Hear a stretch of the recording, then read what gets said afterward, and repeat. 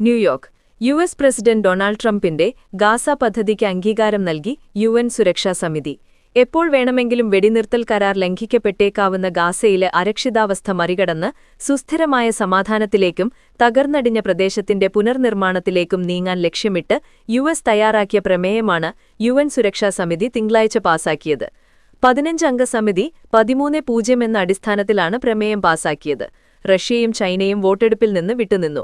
പക്ഷേ വീറ്റോ അധികാരം ഉപയോഗിക്കാൻ അവർ തയ്യാറായില്ല. ട്രംപിന്റെ 20-ദിന ഗാസ പദ്ധതിക്ക് അന്താരാഷ്ട്ര നിയമസാധുത നൽകാനാണ് പ്രമേയം ലക്ഷ്യമിട്ടത്.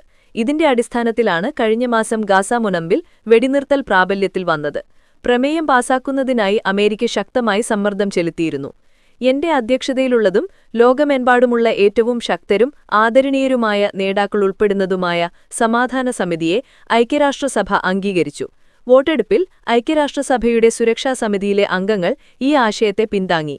ഈ ആശയത്തിന് അംഗീകാരം നൽകിയ ലോകത്തിന് അഭിനന്ദനങ്ങൾ എന്നാണ് ട്രംപ് തിങ്കളാഴ്ച സാമൂഹിക മാധ്യമത്തിൽ പങ്കുവച്ച പോസ്റ്റിൽ കുറിച്ചത്.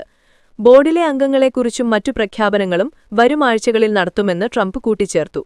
കരട് പ്രമേയമനുസരിച്ച് ഒരിടക്കാല ഭരണസമിതിയായി സമാധാന സമിതി സ്ഥാപിക്കുന്നതും ഗാസയിൽ താൽക്കാലിക അന്താരാഷ്ട്ര സ്ഥിരീകരണ സേന രൂപീകരിക്കുന്നതും ഉൾപ്പെടെയുള്ള പദ്ധതികൾക്ക് പ്രമേയം അധികാരം നൽകിയിട്ടുള്ളതായി CNN റിപ്പോർട്ട് ചെയ്തു.